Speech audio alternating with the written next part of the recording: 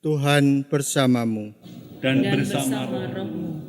Inilah Injil suci Yesus Kristus menurut Santo Lukas. Dimuliakanlah Tuhan. Sekali peristiwa, Yesus berdiri di pantai Danau Genesaret. Banyak orang mengerumuni Dia, hendak mendengarkan firman Allah. Yesus melihat dua perahu di tepi pantai. Nelayan-nelayannya telah turun dan sedang membersihkan jala. Yesus naik ke dalam salah satu perahu itu, yaitu perahu Simon Petrus, dan menyuruh dia mendorong perahunya sedikit jauh dari pantai. Lalu Yesus duduk dan mengajar orang banyak dari atas perahu. Setelah selesai berbicara, Yesus berkata kepada Petrus, "Bertolaklah ke tempat yang dalam dan tebarkanlah jalamu untuk menangkap ikan." Petrus menjawab, "Guru, telah sepanjang malam kami bekerja keras dan kami tidak menangkap apa-apa. Tetapi karena perkataanmu itu, aku akan menebarkan jala juga." Setelah melakukan itu, mereka pun menangkap sejumlah besar ikan sampai jala mereka mulai koyak. Lalu mereka memberi isyarat kepada teman-temannya di perahu yang lain supaya mereka datang membantu. Mereka pun datang, lalu bersama-sama mengisi kedua perahu itu dengan ikan hingga hampir tenggelam. Melihat hal itu, Simon Petrus pun sujud di depan Yesus dan berkata, "Tuhan, pergilah dari hadapanku, karena aku ini orang berdosa." Sebab Simon Petrus dan semua orang yang bersama-sama dengan dia takjub karena banyaknya ikan yang mereka tangkap. Demikian juga Yakobus dan Yohanes, anak-anak Zebedeus, yang menjadi teman Simon Petrus. Lalu Yesus berkata kepada Petrus, "Jangan takut, mulai sekarang engkau akan menjala manusia." Dan sesudah menarik perahu-perahunya ke darat, mereka pun meninggalkan segala sesuatu, lalu mengikuti Yesus. Demikianlah sabda Tuhan. Terpujilah Kristus.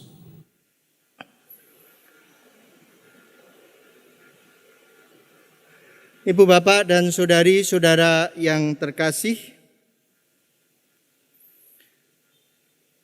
saat-saat ini, hari-hari ini, kalau kita mendengarkan berita atau membaca koran, kita sudah disibukkan dengan berita menjelang pilihan presiden tahun 2024. Dan menjelang pilihan pimpinan, seperti biasanya banyak pihak yang menawarkan diri dengan sedikit membanggakan kelebihan-kelebihan atau proyek-proyek, bahkan juga janji-janji ke depan. Mereka sedemikian optimis dan mencoba untuk menarik perhatian pihak yang mendengarkan.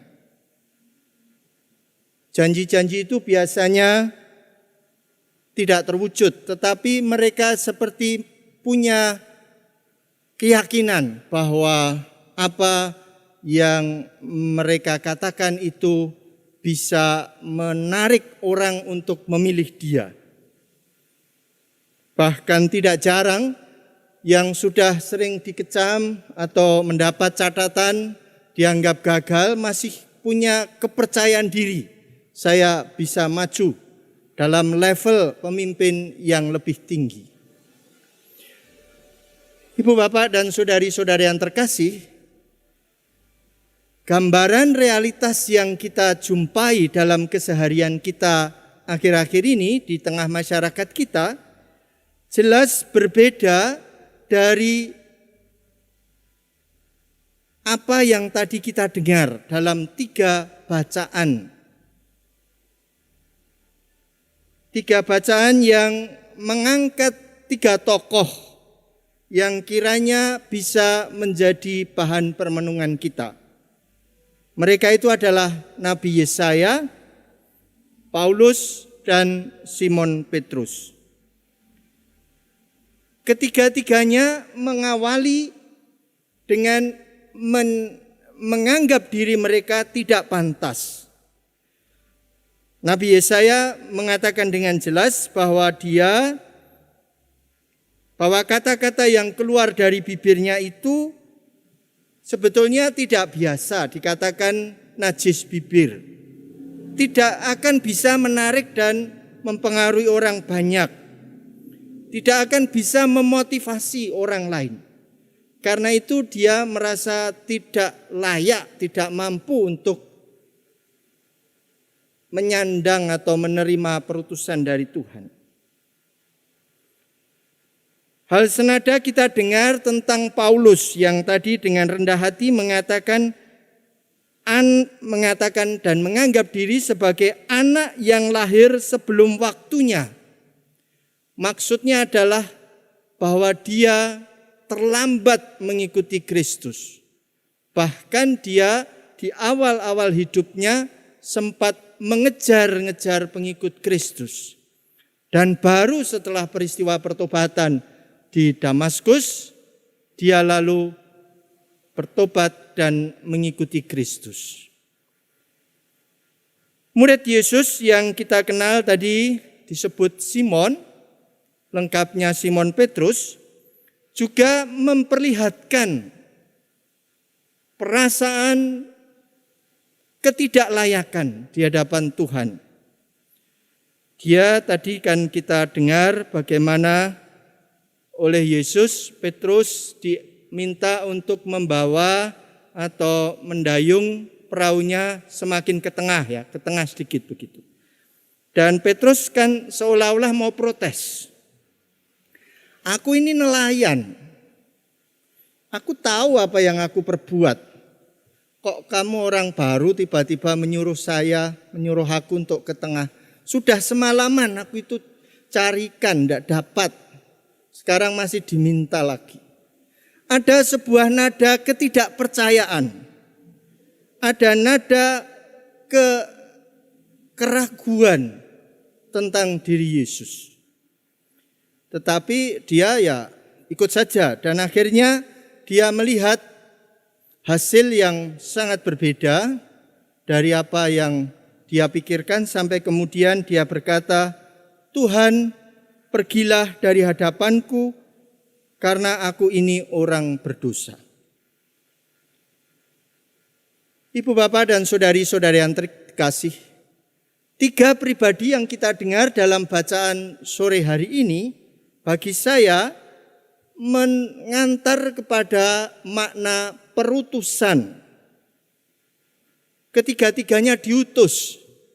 Tetapi yang menarik bagi saya, ketiga-tiganya itu menempatkan perutusan, tugas itu senantiasa terkait dengan Tuhan. Bukan dalam keterpusatan diri mereka sendiri. Mereka mengakui diri terbatas, tidak akan mampu melakukan tugas perutusan itu hanya dengan mengandalkan diri mereka sendiri. Mereka menganggap diri bahwa hanya Tuhan, kekuatan Tuhan yang membuat mereka bisa menanggapi dan melakukan tugas yang mereka terima itu. Ini bagi saya sesuatu yang menarik. Bagi saya ini mengantar pada pemaknaan perutusan sebagai sesuatu yang berasal dari Tuhan. Sesuatu yang memang terkait dengan Tuhan. Mungkin Ibu Bapak pernah mendengar istilah missio Dei.